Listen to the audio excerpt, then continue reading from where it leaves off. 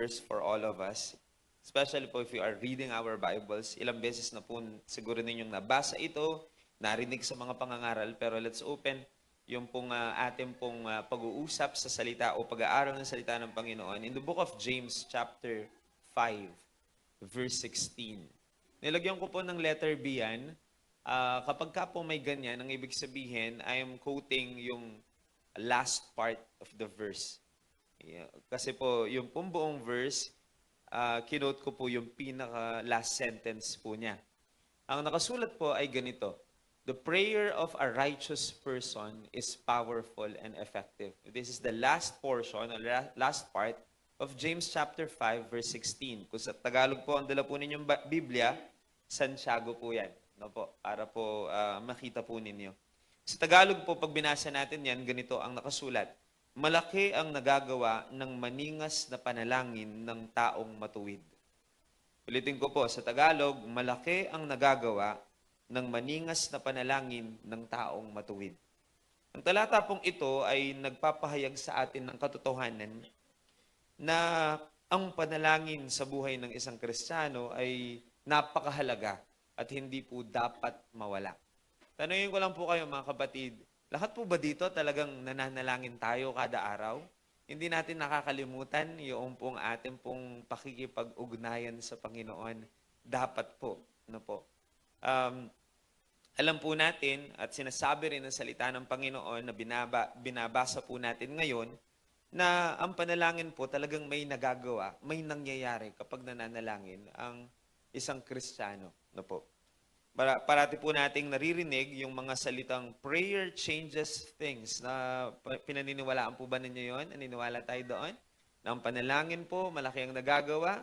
May nagbabago kapag may nangyayari kapag po tayo ay nananalangin. Naririnig ko rin po yung pong mga katagang prayer brings miracles. And we know po na kumikilos ang Diyos kapag tayo po ay nananalangin. Hindi po dahil sa panalangin mismo o galing nating magsalita o hindi po dahil sa mabulaklak na ating mga salita, kundi po kumikilos po ang Panginoon kapag tayo nananalangin. Ang miracles po, ang Diyos ang gumagawa. Pero tayo po ay inatasan din po ng Biblia, malinaw naman po, na huwag daw tayong manghinawang manalangin. Kasi po ang sabi naman ng Diyos, di po ba, if we will call unto Him, He will answer us. So ang panalangin po ay isang bagay na hindi po inimbento lang ng tao. Ito po ay mismong galing sa Diyos. Kapamaraanan na sa Diyos mismo nang galing. Sapagkat imposible sa tao ang maabot ang Diyos. Ang Diyos ang gumawa ng paraan. Siyempre po, ang pagkakatawang lupa po o tao po ng Panginoong Jesus, siyang bumaba para sa atin, pero He has also given us a way para po makakonekta sa Kanya, and that is through prayer. Ang panalangin po, hindi po yan basta, basta-basta gusto lang natin gawin, o kaya naisip lang ng tao. Galing yan sa isipan ng Panginoon, at inutusan niya po tayo na magtuloy-tuloy sa panalangin at huwag huminto at huwag manghinawa. So, sa lahat pong ito, sigurado po ako na kumbinsido na tayo na may nangyayari kapag tayo'y nananalangin. Amen po ba? Ulitin ko po yan, ha? May nangyayari pag tayo ay nananalangin. Amen po? Pero hindi po yan pag-uusapan natin. Babalik ta rin ko ng konti. Kasi pag pag-uusapan natin ngayon, ano naman ang nangyayari pag hindi tayo nanalangin. Okay po? So, yun po ang, yung title natin ngayon. Next slide, please. Ayan. Ano ang nangyayari kapag hindi tayo nananalangin? Yan po, no? The silent tragedy of a prayerless life. Binigyan ko lang po ng tagline sa bandang baba, no? Kasi po, madalas po, ang focus lang natin is, ano bang nangyayari pag ako'y nanalangin? Pero alam po ninyo, kung ang panalangin ay may bunga, ang hindi pananalangin ay mayroon ding bunga. No po? Di po ba sa mga nakaraang pangangaral ko po at napakinggan naman ninyo na ang lahat ng bagay na ating ginagawa ay mayroon pong bunga. Napag-usapan na po natin yan in the previous weeks, no po. At ngayon po, eto po yung atin pong pag-uusapan. Bihira po kasi yung itanong no po. Binaligtad ko lang po. Dahil ang totoo po, ang buhay po ay hindi lamang hinuhubog ng mga bagay na ginagawa natin. Minsan po, mas malaki ang epekto ng mga bagay na dapat sanang gawin natin pero hindi natin ginawa. Ulitin ko po, hindi lamang po, ang buhay po, hindi lamang tungkol sa epekto ng ginagawa natin. May epekto rin po kasi yung mga bagay na dapat sanang gawin natin pero hindi natin ginawa. No po. Hopefully po, nakakasabay tayo at ang Diyos po ang magbigay sa atin ng karunungan ngayon pong umagang ito. Ang kasalanan po ay alam nating sumisira sa tao. Malinaw yan sa Biblia. Nagalit ang Panginoon sa kasalanan. No po? Para po clear tayo dyan. Ang kasalanan kasi naghihiwalay sa atin sa Diyos. Ito po'y sumisira sa tao. Pero minsan po, yung kawalan ng panalangin, mga kapatid, ang nagbubukas ng pinto para sa kasalanan. We are so focused on the sin na sumisira sa tao. Pero yung pintong nagbubukas para sa tao ay magkasala, minsan po yung kawalan ng panalangin, dun nagsisimula ito. Kaya susubukan po natin sa tulong at biyaya po ng Panginoon, susubukan po natin na hukayin po ng konti ito at susubukan po nating pumunta doon sa roots ng lahat ng ito. Kasi po ang kasalanan na hindi basta-basta nangyayari lamang, may pinag-uugatan ito at marahil po pwede ng pinag-ugatan ng isang bagay na pagkakamali natin ay nag-umpisa pala sa paghinto kasi natin sa pananalangin. Kaya po ganun kahalaga po ang pananalangin sa buhay po natin. No po. Minsan po ang kawalan ng panalangin ay nagbubukas sa maraming pagkakamali. Kaya nga po napakahalaga nitong usapin na ito. Hindi lang ang panalangin ang may bunga, ulitin ko lang po yon, pati ang kawalan ng panalangin ay mayroon ding bunga at epekto.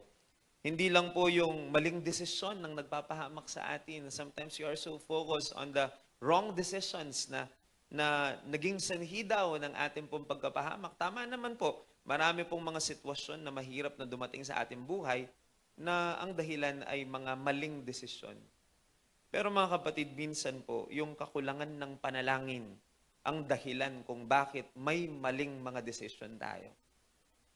Kasi po, pag hindi tayo nananalangin, we rely on our own understanding. Yung simple pong pagtawag sa Diyos ay kapahayagan na tayo nagpapasakop sa Kanya at ang pagkilala natin sa Kanyang karunungan.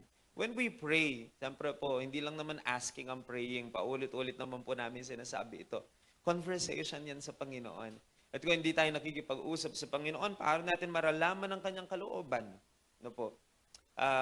Paano po makakasurvive ang isang relationship without communication? Kaya napakahalaga po nito. Minsan po we are so focused on Satan. We know po ang kaaway po natin, ang demonyo po, walang nanaising mabuti para sa atin. No po? Pero alam po ninyo, minsan po sinisisi natin lagi po si Satan kaya bumabagsak tayo. Pero ang totoo po, tama naman, may partisipasyon siya doon. Kasi po ang nais ng kaaway po natin, siya'y naparito para po pumatay, magnakaw, manira. Yan po ang sabi po ng salita ng Panginoon. Pero kung hindi natin bubuksan ang pinto, wala rin naman po magagawa ang kaaway. Kaya sinabi po ng Biblia, don't even give the devil a foothold. Ang protection po ng Panginoon ay lagi namang nasa sa atin. Kaso ang nagiging problema ngayon, kawalan ng panalangin madalas ang dahilan kung bakit po nagkakaroon ng open door ngayon ang kaaway na makagawa sa ating buhay. O kawalan ng panalangin ang nagiging dahilan kung bakit nagiging mahina tayo sa laban sa temptations at saka laban sa pananampalataya. No po? Hindi po agad namamatay ang isang relasyon, mga kapatid. Hindi po yung nag-backslide yung tao, nangyari, ngayon siya nag-backslide, nangyari siya ngayon lang. No po? It's a process. Ang isang relasyon po, hindi lang basta namamatay. Dumadaan muna ito sa panlalamig, mga kapatid. Para po bagang ang isang ilog din, hindi basta-basta natutuyo ang ilog. Nagsisimula muna iyan sa pagtigil ng agos. No po. Ganon din po sa spiritual na buhay. Hindi agad-agad nawawala ang apoy ng pananampalataya. Nag-uumpisa yan sa paghinto ng Kristiyano sa pananalangin. Kapag ka po tayo huminto sa pananalangin, wag na natin munang pag-usapan ng paghinto kasi ito isang proseso. At kapag ang isang Kristiyano huminto na sa pananalangin, hindi yun nangyari ng minsanan lang. No po. Sabihin na natin yung pong pagdalang ng pagtawag sa Panginoon. Huwag muna natin pag-usapan yung talagang hinto. Yun pa lang pong kaya kapampangan po itang maging madalang. Itang prayer mo. Ano na kasing dalas ng dati. Doon nag-uumpisa po yan, mga kapatid. It means your priority is now changing. Nung nakakilala po tayo sa Panginoon, halos buong araw, hindi mo mabilang kung ilang beses kang mananalangin at tatawag sa Panginoon. Ano lang ang mangyayari? Nakatawag ka sa Panginoon. Habang tumatagal, mga kapatid, makikita po ninyo, nagbabago ang priority ng tao. Dumadalang yung komunikasyon po natin sa Panginoon. At dito ngayon, nagsisimula ang problema. At kapag hindi po natin yan binantayan, at hindi po natin ibinalik yung ating thirst and hunger, lalong-lalo na po sa pananalangin, dahil ito po ang ating pinag-uusapan, maaari pong magdulot yan ng malaking pagkasira ng ating pong relasyon sa Panginoon. Alam po ninyo, naalala ko habang po sinusulat ko ang lahat ng ito, yan mismo ang nangyari sa hardin ng Getsemani noon.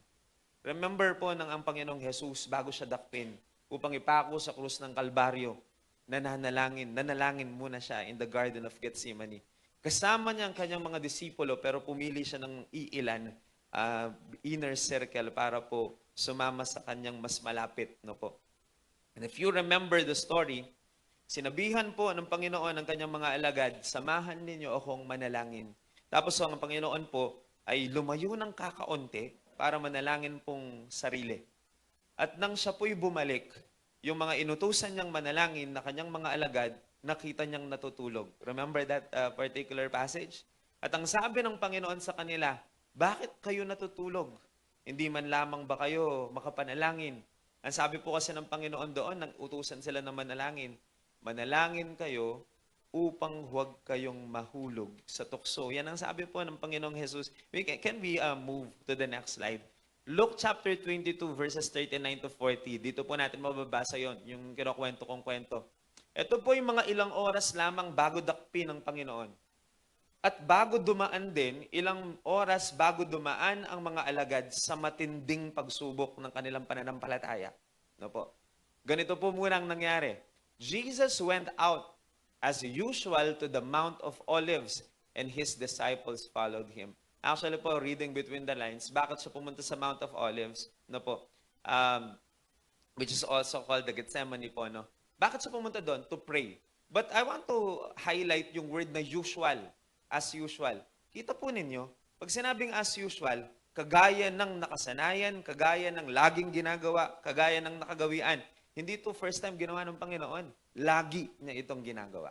Kung ang Panginoong Jesus ay laging pumupunta sa isang lugar para manalangin, sino po tayo para huminto para manalangin? Hindi po ba?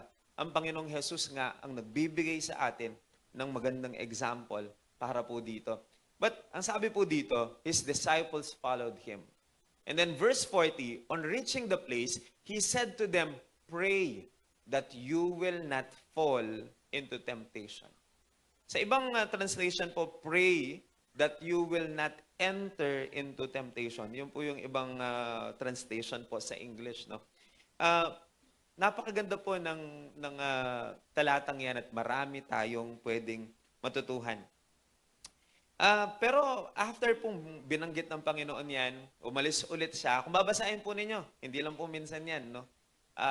Bumalik siya, natutulog ulit. So, ilang beses niya sinabi. Sinabihan sila manalangin, pero imbis na manalangin, natulog sila. Okay? Pero may sa ibang gospel po, because this particular story is not just written in the book of Luke. meron din po siyang counterpart in the other Gospels. No po? Gospels, when I say other Gospel po, I'm talking about the book of Matthew, Luke, Matthew, Mark, Luke, and John. No po? So, hindi lang po sa Luke nabanggit po yan. May mga ilang detalye tungkol dito sa binabasa natin na mas malinaw sa ibang pagkasulat doon sa ibang parte po ng Biblia. May nakasulat pa nga po doon na sa panahon na yan ay sinabihan sila ng Panginoon na hindi man lang ba kayo makapanalangin ng kahit man lang isang oras. Yun ang sabi.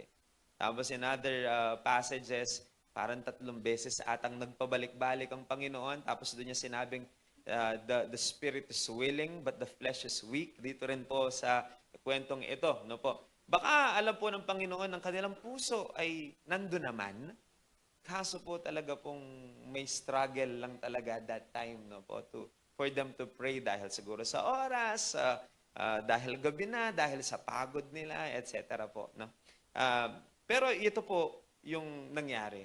Pero alam po ninyo, after few hours ng pagsasabi ng Panginoon na yan, at yung pong hindi nila nasunod, yung pong utos ng Panginoon na manalangin, makalipas lamang ang ilang oras, isa po sa kanila ang nagkaila. Alam natin, nagkaila sa Panginoon. Lahat ng natira ay nagsitakas at nagtago. Yung mga nagsabing, dadaan muna sila sa aking bangkay, Panginoon, para bago nila kayo mahuli. Yung mga nagsabing, mahal na mahal nila ang Panginoon at sasamahan sa hanggang wakas, ang kanyang mga disipulo pong kasama niya dyan, ilang oras lamang po nagsitakas sila. Si Pedro po, alam natin kung ano pong nangyari. Itinatuwa pa ang Panginoon ng 3 beses. Pero alam po ninyo, ang pagbagsak nila na yon ay hindi po nangyari ng minsanan lang. Hindi po nangyari sa harapan lang ng mga sundalong dumakip sa Panginoon. Hindi nangyari yung kanilang pagtalikod, yung kanilang pagiging mahina po. Hindi nangyari doon lang sa panahon ng pagdakip. Nangyari yan at nag-umpisa, alam natin po lahat yun, no? At malinaw po yan sa garden, sa ano pa lang po, Mount of Olives pa lang po, alam na nating mayroon ng medyo dahilan kung bakit po parang napakahina nila. Kasi po pag nagbabasa ako ng Biblia, talaga pong saludo ako sa mga disipulo. Isipin po ninyo, iniwan nila ang lahat para sa Panginoon. Kaya hindi naman natin pwede sabihin mahina ang kanilang pananampalataya. Kayo po, kaya ninyong gawin yun. Ngayon, iwanan ninyo ang lahat. Mga ilan po sa kanila, iniwanan pa nga yung kanilang bangka at saka po yung kanilang huli nang tawagan sila ng Panginoon, right? Tapos po talagang araw-araw kasama sila ng Panginoon. So we cannot really question their love for the Lord, their faith. Pero po, malinaw naman po ang Biblia, talagang dumating lang ang pagkakataon na sa araw na iyon ng pagdakip ay para bagang napakahina nila. Ano pong reason kung bakit ganoon? Nang dating mga matatapang ay bigla-biglang parang naging napakahina. Mga kapatid, diretsohin ko na po. Maybe, nag-play ng big role yung lack of prayer nila. Ay, naisip ko lang po, kung bang sumunod sila sa panalangin, kung bang sumunod sila sa Diyos sa utos na manalangin, nagbago kaya ang kwento. Kasi po, sinabi ng Panginoon, mahuhulog kayo sa temptation kung hindi kayo mananalangin. You pray so that you will not fall into temptation. Kasi po yung pagtatuwa sa Panginoon at paglisan nila, pagtago po nila, temptation din po yun, di po ba? Like for example, si Pedro po, bago po niya dinenay ang Panginoon, nag-start po yan sa temptation to deny. Di po ba? Hindi naman basta-basta deny yan. May labanan munang nangyari sa loob niya. Kaso talagang natalo lang. Yung ganoon po. Ngayon, bakit po sila natalo sa panahon na yun? Pero don't get me wrong po, no? Hindi naman sila nanatiling talo. Yan po ang maganda. Kasi po nagbalik sila sa pananampalataya. Lalo na po si Pedro, nagbalik siya ng mas malakas kaysa sa dati. No po? Hindi naman sila pinabayaan ng Panginoon. Kahit baga, hindi sila perpekto. Nakita natin ang kanilang kahinaan dito. Kahit baga si Pedro, anong ginawa niya sa Panginoon, itinatuwa. Pero alam po ninyo, hindi sila binitawan ng Panginoon. At alam po natin, hindi naman nagtapos sa kanilang sa kanilang pagtalikod noon at pagtatago at pagtatawa kay Jesus, ang kwento hindi po nagtapos doon. Kasi po nagbalik sila ng mas malakas. Pero sigurado po ako, they have learned their lesson that time. And one thing po na gusto kong i-highlight dyan, bago pa man mangyari ang lahat ng yon, ng pagdakip sa Panginoon, yung pagtago po nila, bago mangyari ang lahat ng yon, nagbigay na ng konting hint ang Panginoon, di lang nila napansin. Sinasabi niya, manalangin kayong kasama ko. Few hours before the battle, spiritual battle, sinabi na ng Panginoon, manalangin kayo so that you will not fall into temptation. Hindi nga lang po kasi nila alam na yung temptation pala o yung sinasabi ng Diyos na pagdadaanan nila ay yung alam nating nangyari, no po? Kasi po ngayon, alam na natin, nasulat na yun sa Biblia. Pero naisip ko nga po, balikan ko lang, kung nakasunod kaya sila doon sa instruction na manalangin sila sa gabing yon. Itinatuwa kaya ni Pedro ang Panginoon kung naging matatag siya sa pananalangin that time. Kasi po mga kapatid, ang panalangin nagpapalakas sa atin. So in other words, sa kabaligtaran, ang hindi pananalangin ay nagpapahina sa atin sa spiritual. Yan po ang unang punto. May 3 punto lang po ako dito. Next slide. Wala pa po ba si Pastor Robert? Wala pa po. Pakisabi po sa akin. No? Next slide natin. Next. Ayan po. Ito po yung 3 punto. Sasagutin ko lang po natin yung question na ano bang nangyayari kapag hindi tayo nananalangin? Number 1, panghihina. Yan ang nangyayari, mga kapatid. Gamitin ko rin po yung same verse, Luke 22, verse 40. On reaching the place, he said to them, pray that you will not fall into temptation. Mga kapatid, sa kada araw, dumadaan tayo sa labanang spiritual. Whether you are aware of it or not, whether you like it or not, dadaan tayo. And this is the reason why we are called warriors of the Lord. Di po ba? Our church is mighty warriors. Tayo mga sundalo ng Panginoon.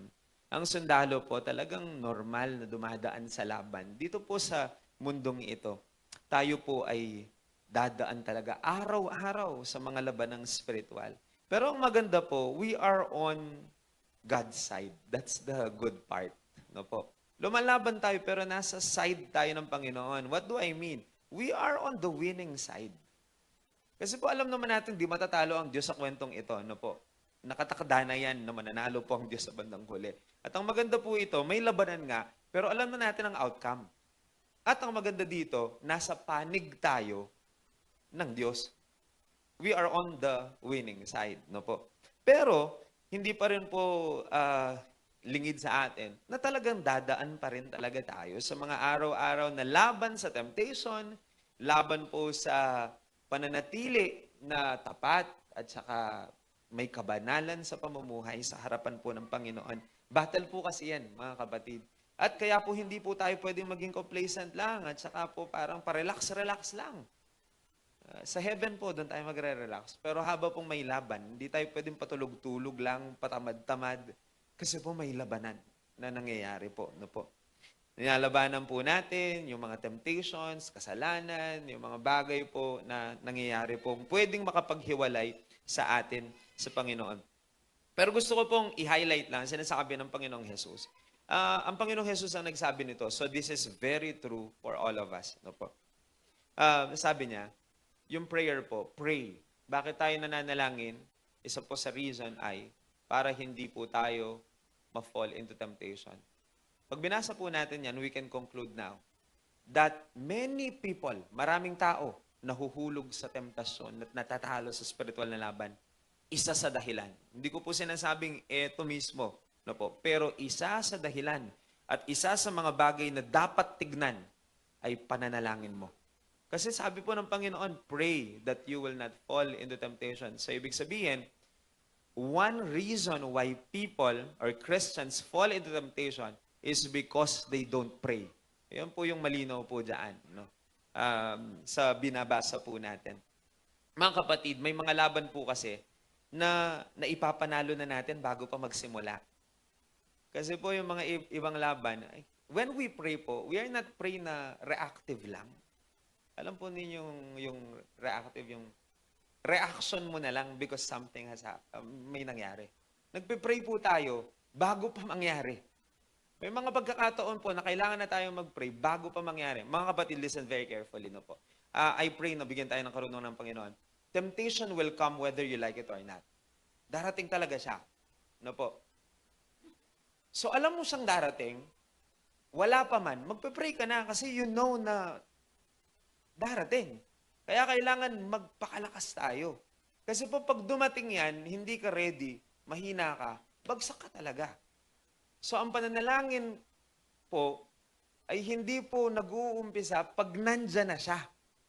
Nananalangin na tayong palakasin tayo ng Panginoon, wala pa man. Kasi alam po nating may labang mangyayari. Kasi po, usually po, ang mga tao, kapag nandito na, dun lang mananalangin. Like for example po, na example lang po, sa intercession po natin sa every Wednesday, and we are inviting everyone if you want to join po, no, in-invite po namin every Wednesday. Nananalangin na po kami na ingatan tayo ng Diyos sa mga bagyo kahit January pa lang at wala pang bagyo. Bakit po? Kasi ang pananalangin, alam mo kasi darating ang bagyo sa Pilipinas eh. Hindi naman mangyayaring buong taon walang ulan. Ano naman po yun, no? May negative impact din yun sa atin kung isang taon hindi uulan. Pero dahil alam natin kung ano ang natural sa Pilipinas at mayroon tag-ulan na panahon sa Pilipinas, wala pa man po yung ulan, nananalangin na tayo in preparation for something na pwedeng mangyari. No po. Yun ang sinasabi kong minsan na ipanalo na natin ang laban bago pa siya dumating. At sa panalangin po, minsan, nauuna na tayong nananalo. Sapagkat kapag nanalo tayo sa spiritual, magmamanifest sigurado yan sa physical.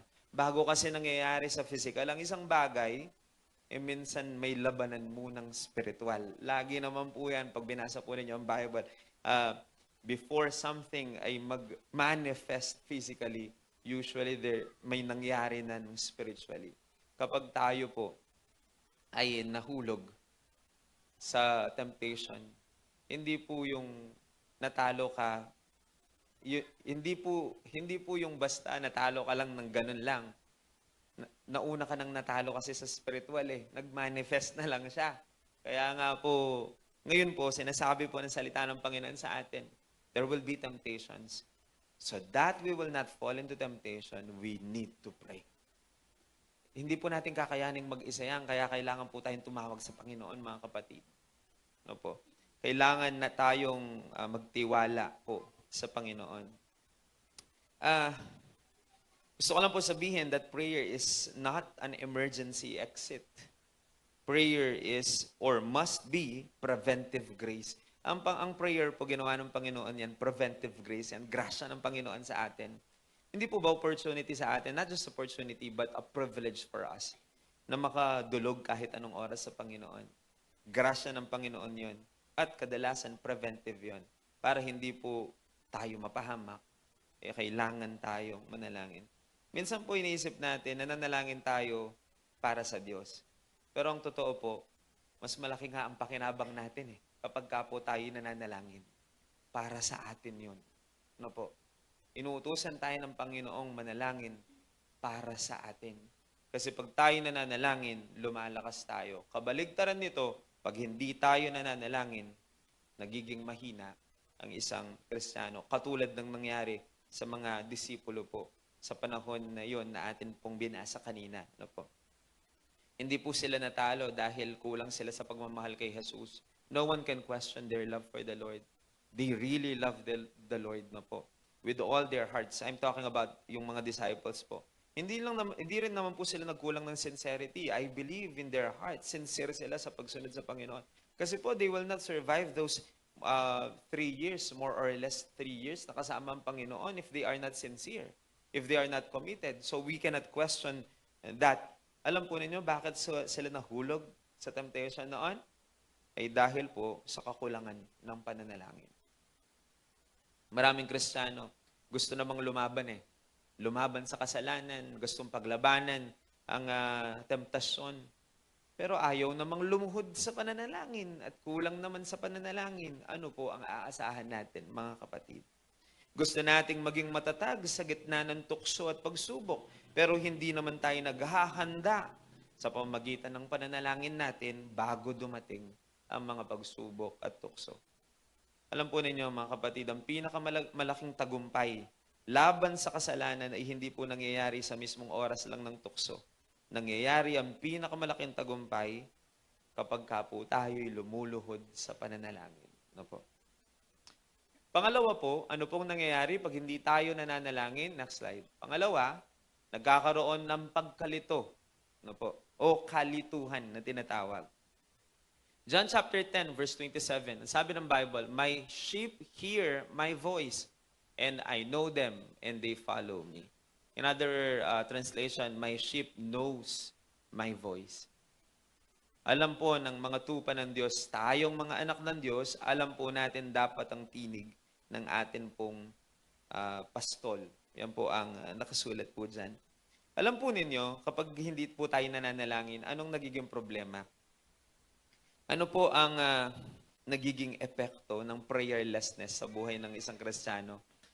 Ang isang nagiging epekto nito, pero delikado, ay yung tinatawag kong ingay. Explain ko lang po ng konti. Kapag hindi po nananalangin ng isang Kristiyano, nagiging maingay ang buhay natin. Pag sinabi ko pong nagiging maingay, I'm talking about not just literal na ingay. I'm talking about spiritual. Nagiging maingay yung spiritual part natin. What do I mean? Makinig po kayo. I pray na makuha natin ito. Pag hindi tayo nananalangin, mas lumalakas ang ibang tinig sa tenga natin. Pag hindi ka nananalangin, mas lumalakas ang tinig ng iyong sarili. Naririnig mo siya. Kasi aasa ka sa sarili mong karunungan. Kapag hindi tayo nananalangin, mas napapakinggan natin ang tinig ng iba. Sinasabi ng iba, question ng iba. Kapag hindi po tayo nananalangin at hindi natin naririnig ang Diyos, baka mas marinig mo ang diablo na magpapanggap na mabuti. Di po ba ang diablo tuso at nagpapanggap siya? Ano po? Kaya nagiging maingay. Napakaraming tinig ang nagiging malakas kapag po hindi tayo nananalangin. Kaya kapag maingay, anong kailangan natin? Di po ba quiet time? Hindi po ba ang tawag natin sa prayer ay quiet time? Kasi po, if you will not pray, wala kang quiet time, magiging maingay talaga. Malilito ka kung ano ang tama. Malilito ka sa mga desisyon mo. Akala mo sa Diyos nang galing, sa sarili mo lang pala. Akala mo galing ito sa Diyos kasi sinabi ng isang tao, ngayon po pala, ay lumaman pala itong will ng Lord. Alam po ninyo, mapapahamak tayo kapag po hindi po natin mas dinalasan ang ating pananalangin. Kasi sa panahon natin ngayon, mas kailangan nating marinig ang Diyos kaysa sa ibang tinig. Kasi po, pag hindi tayo nananalangin, parang pinatatahimik mo ang Diyos at mas lumalakas sa tenga natin ang ibang tinig. Kaya po, ang pamanhik po ngayon, ang pamanhik po sa ating lahat, dagdagan natin ang quiet time natin sa maingay at magulong mundong ito. Ang isa sa solusyon, quiet time with the Lord. In the stillness, we hear His voice. Yan ang sabi ng salita ng Panginoon. Hindi po ba? Nangungusap ang Panginoon in the stillness. No po. Kaya po, minsan po, talagang kailangan muna ng quiet time. Usually po kasi naririnig ko yan, when we talk about prayer, we always use quiet time. Quiet time with the Lord. At totoo naman po talaga yan, mga kapatid. Napakaingay ng mundo. Hindi mo alam sinong pakikinggan mo. Hindi mo alam kung ano ang tama dito, ano ang mali dito. Ang magsasabi kung anong tama at mali, mga kapatid, ang magga-guide sa atin towards yung talagang tama at maayos ay ang tinig ng Panginoon. Lumalakas ang tinig ng Diyos kapag pinatatahimik natin ang lahat. At magagawa natin yan kapag po tayo'y nanalangin. Pag tayo na po'y lumuhod at pinikit natin ang ating mga mata, it's like we are shutting down every other voices. At sinasabi natin sa Panginoon, Panginoon, tinatanggal ko muna ang lahat ng tinig. Ikaw muna ang gusto kong marinig. That's prayer for us. We call that quiet time. Kapag po naging consistent tayo sa ganon, yung prayer life natin naging maayos, mga kapatid, sigurado po ako, hindi ka malilito sa desisyon mo. Maraming desisyon ng tao, nagkakamali ang tao dahil nalilito. Ilan po ba naranasan na po ninyo, nagdesisyon ka, nagkamali ka? Kasi po, bakit ka nagkamali? Minsan po, marirealize mo. Kasi po, pinakinggan mo lang yung sarili mong understanding. Sarili mong tinig yun eh. O kaya naman, sumunod ka sa iba. Ang mahirap po nito, sinabi ng iba, sinunod mo, pagka nagkapalpakan, hanapin mo yung nagsabi, wala na siya. Kasi po, hindi ka naman sasamahan ng mga tao sa consequence ng ginawa eh. Magaling magsabi at magsalita ang tao. Pero kapag ka po nagkaroon na ng kapalpakan, hanapin mo, wala na yan. Sasabihin, desisyon mo yun eh. Wala kang masisisi. Kaya nga po, napakahirap na makinig sa iba. Kailangan po ang Diyos. Ang pakinggan po natin. Well, don't get me wrong po. Minsan gumagamit ang Diyos ng tao para ipadaan ang kanyang salita. Pero mga kapatid, hindi mo malalaman na galing yun sa Diyos kung kulang ka sa pananalangin. Kasi po, pag tayo nananalangin, nagiging matalas ang ating tenga sa tinig ng Diyos. Minsan po, may nagtatanong, paano ko malalaman ang tinig ng Panginoon? Bakit ikaw alam mo na galing sa Diyos? Bakit ako hindi? Mga kapatid, pakinggan po ninyo ako. Hindi ka magiging pamilyar sa isang boses na hindi mo naman madalas naririnig. Kaya kung hindi ka madalas nananalangin, talaga pong hindi ka talaga magiging pamilyar sa boses ng Diyos. Ako po, dahil pamilyar ako sa boses ng aking mga magulang, kahit nakapikit ako. Kahit marami pang tinig dyan, pag narinig ko, alam kong sila. Araw-araw kong kausap eh. Di po ba pag araw-araw mong kausap ang isang tao, kahit pa po sabayan niyan ng marami pang boses, alam mong kung sino yon. We are so familiar. Usually po ang problema, yung familiarity ng voice ng Panginoon. Napakarami kasi nating pinakikinggang boses eh. Hindi tuloy tayo nagiging pamilyar. Di mo naman araw-araw kinakausap ang Diyos. And then you are expecting na you will become familiar with the voice. Of course po, alam natin. Gusto po ninyong maging familiar sa voice ng Panginoon? Yung tipong bulong lang, alam mo ng Diyos, sa Diyos nang galing. Minsan po kasi sumisigaw na ang Diyos sa tao, hindi pa alam ng taong may sinasabi ang Diyos. Ang maganda po, yung talas ng pandinig natin sa tinig ng Diyos, na kahit nga bulong lang, alam nating nangungusap na ang Panginoon. Alam po ninyo kung paano mangyari yan, mga kapatid? Umpisahan natin sa pananalangin araw-araw. Yan lang ang paraan para po ang ating tengang spiritual ay maging matalas sa Diyos. Kapag ka po tinanong po ninyo ako, paano mo na nalaman? Hindi ko kaya sagutin yan. Ang masasuggest ko lang po, subukan mo manalangin, doon mo malalaman. Because I cannot explain it. Something spiritual, we cannot really explain it fully. Hindi po ba? We are talking about spiritual voice of the Lord eh. Pero sigurado po ako mga kapatid, kung tayong lahat ay mag-uumpisang mas manalangin pa ng mas madalas, marirealize po ninyo, hindi po ito isang bagay na nangyayari lang sa mga pastor o sa mga taong dahil special sila sa Diyos. Pwedeng mangyari na sa ating lahat ay alam mong nangungusap ang Panginoon. Pwedeng mangyari maging matalas ang ating tenga kahit hindi ka pastor, hindi naman po kasi namimili ang Diyos. In fact po, ang gusto po ng Diyos ay magkaroon ng magandang relasyon sa lahat ng kanyang mga anak. Nasa sa atin na lang po yun kung papaanong magiging kalalim ang ating pong relasyon sa Diyos. Pero ulitin ko lang po, pag maingay, we need quiet time. At napakaingay ng mundo natin ngayon, mga kapatid. Kaya kailangan ng oras para manahimik muna at manalangin. Pag hindi ka nanalangin, mas lalakas yung tinig ng nervyos mo, ng takot mo, di po ba? Mapapansin mo kapag ka po, maraming ganyan, yung hindi makatulog dahil po parang may naririnig silang boses. Nasa loob mo yun, yung takot, yung tinig ng yung pangamba, yung anxiety mo, yung nervyos mo. Naririnig mo yun eh. Parang may pupasok ang mga negative things sa isip natin. Hindi po galing sa Panginoon yun. No po? Ingay yun.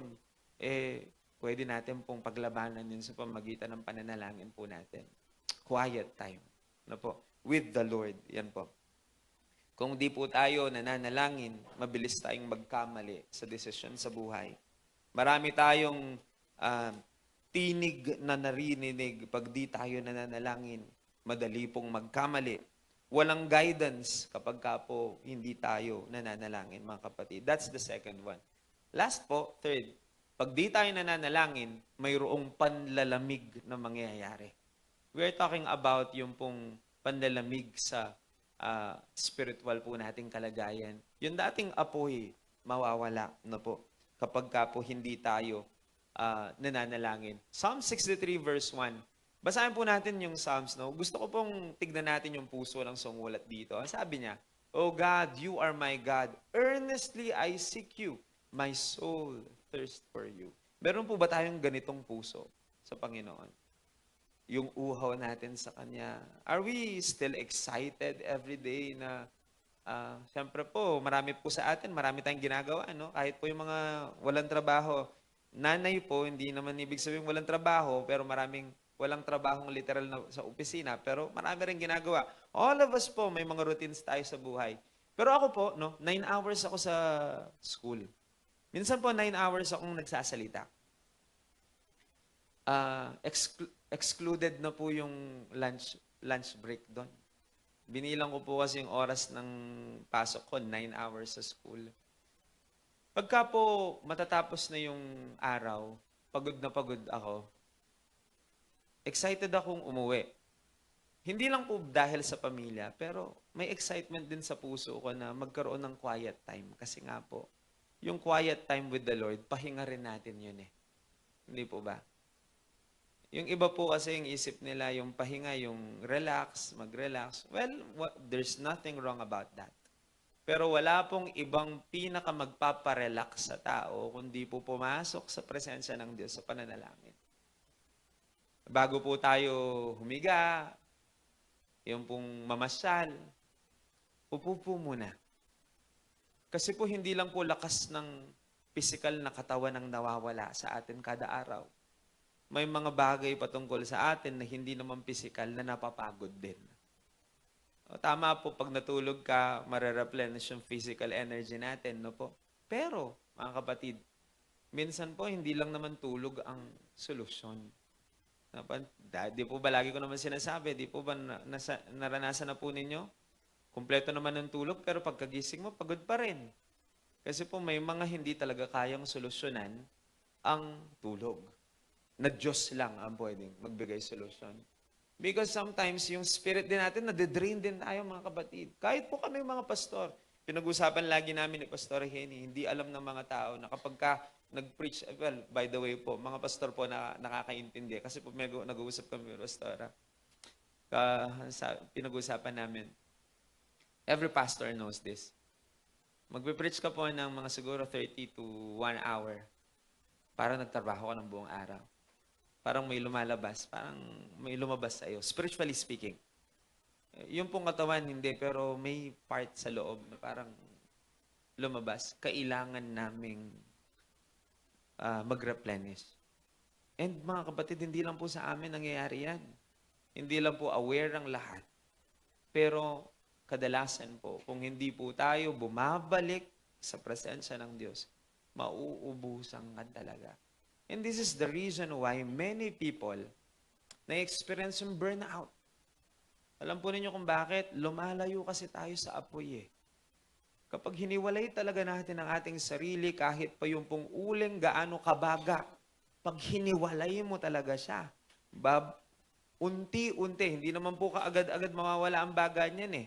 Minsan nakakadaya yun, nakala mo on fire ka pa. Ngayon pala, unti-unti nang mawawala, mababurn out na. Ayun ang tawag po doon. Kaya po tinatawag tayo ngayon ng Panginoon, mga kapatid. Hindi ko naman po sinasabing malamig na tayo. But we can check. No po, katulad pa rin ba ng dati? Kasi po kung wala tayong gagawin at may nagbago na pala sa ating pong init, pag wala pa tayong gagawin, tutuloy-tuloy na yan. Kailangan po konting-konting adjustment lang ng apoy, bumabalik tayo sa source natin. Huwag na huwag iisiping kaya natin ang buong araw nang hindi tumatawag sa Panginoon. Hindi po tayo ganun. Anak tayo ng Diyos, alam nating ang pinakamahalagang bagay sa buong araw ay yung tumawag sa Panginoon. Mga kapatid, huwag nating isasakripisyo yan sa anumang bagay. Mas marami tayong pwedeng tanggapin at mas maraming pwedeng mangyari sa isang minutong panalangin kaysa sa isang buong araw na pagtatrabaho. Isipin po muna ninyo yon. Whole day ka pong mega, bro. Mo rin sure eh. Anong nang malyari? Hindi mo rin sure kung kahit whole day ka nagtrabaho, hindi ka rin sure kung tagumpay ang dulo nun eh. No po?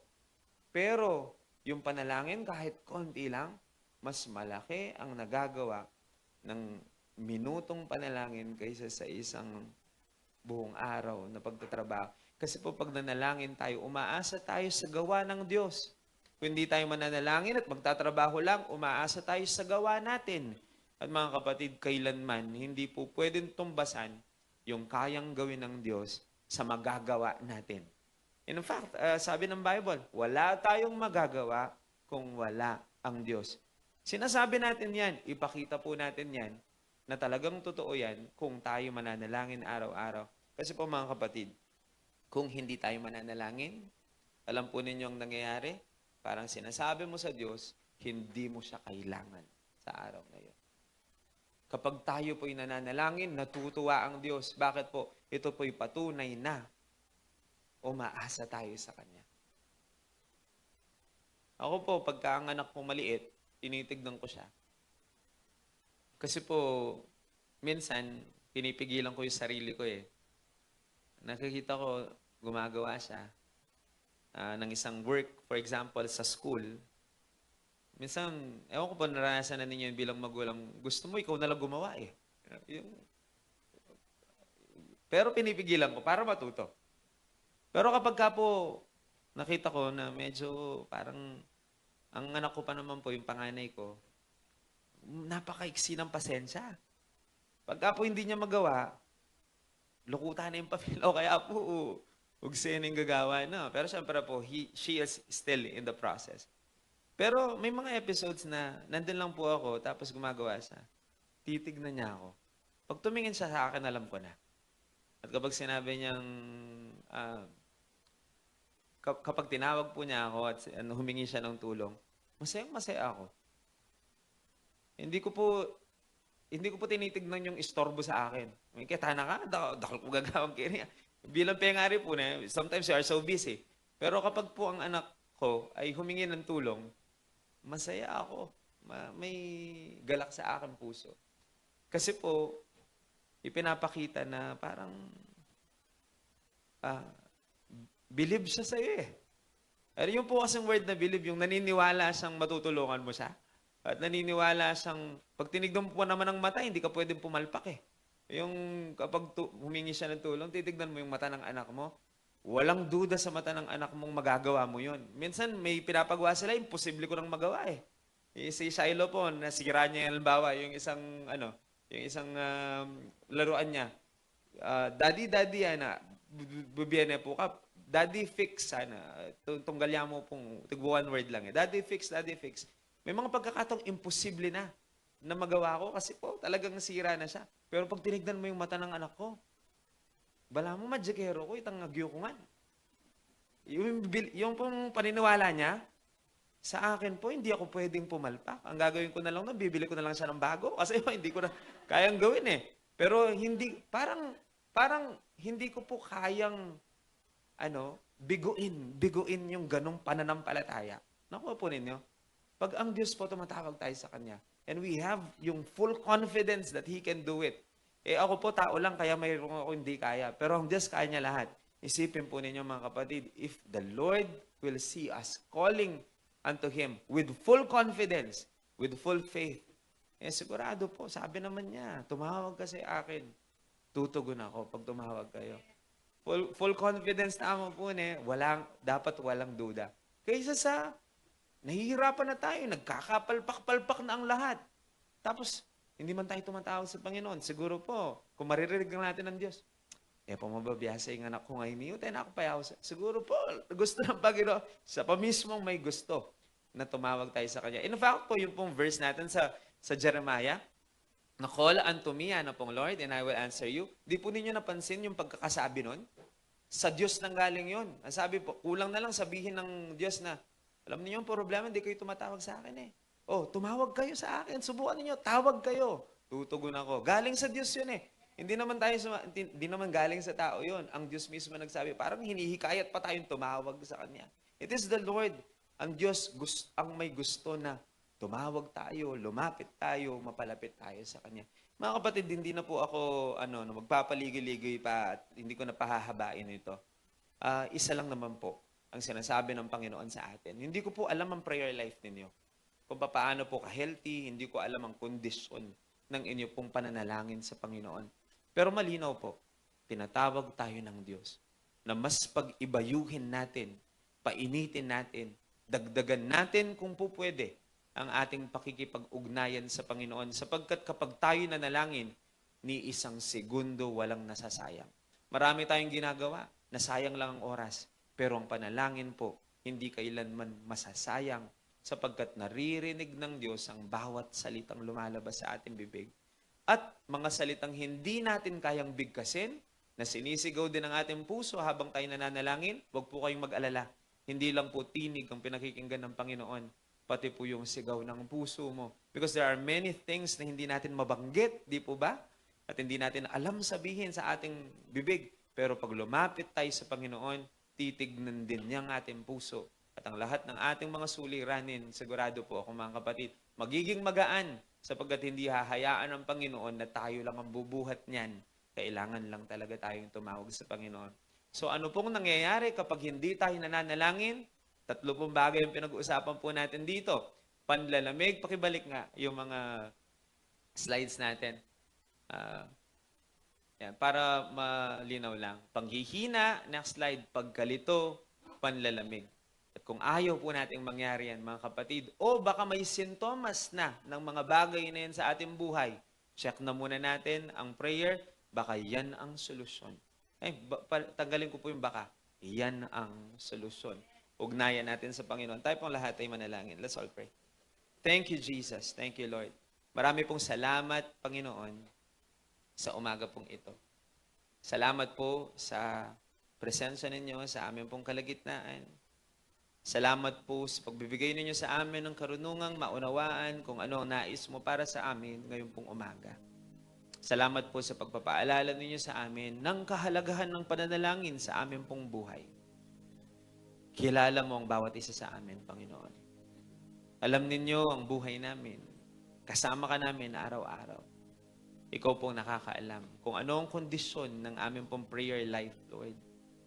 Pero bilang mga anak po ninyo, salamat sa pagpapaalala ninyo sa amin na isang bagay na kailangan naming i-prioritize sa aming buhay ay ang pakikipag-ugnayan namin sa inyo. Na minsan, Panginoon, nagiging mahina kami dahil sa kakulangan ng pananalangin. Minsan nalilito kami at nagkakamali kami sa mga desisyon namin dahil sa kakulangan namin ng pananalangin. At minsan nanlalamig po kami, sinisisi pa namin ang iba, pero ang totoo pala, ito ay dahil sa kakulangan namin sa aming pananalangin. Dalangin namin, Panginoon, na makuha namin at matutuhan yung tinuro mo sa iyong mga disipulo noon. Ayaw po namin, Panginoon, na mapahamak at mahulog sa tukso katulad po ng mga disipulo noon. Pero ngayon, naiintindihan namin kung anong gusto mong sabihin.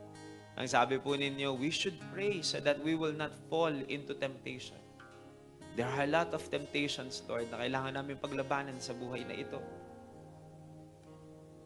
Isa palang solusyon para maging matatag kami at makalaban kami, maging malakas kami, ay sa pamagitan ng pakikipag-ugnayan namin sa inyo, sa pamagitan ng panalangin. Maraming salamat po, Panginoon. Sa aming pagpapatuloy, patuloy ka pong kumilos sa puso't isipan ng bawat isang naririto, bawat isang nakikinig. Continue, Lord, to speak, to talk to us, Lord. At sa amin pong pagpapatuloy sa pag-aalala sa inyo at sa inyong ginawa sa krus ng Kalbaryo sa pamagitan po ng Holy Communion namin, Panginoon, linisin ninyo ang aming puso nang sa gayon ang aming gagawing ito ay maging karapat-dapat at katanggap-tanggap sa inyong banal na harapan. Ito ang aming dalangin sa pangalan ng aming Panginoong Yesus. Amen at amen. Tayo po ay nasa dako na po na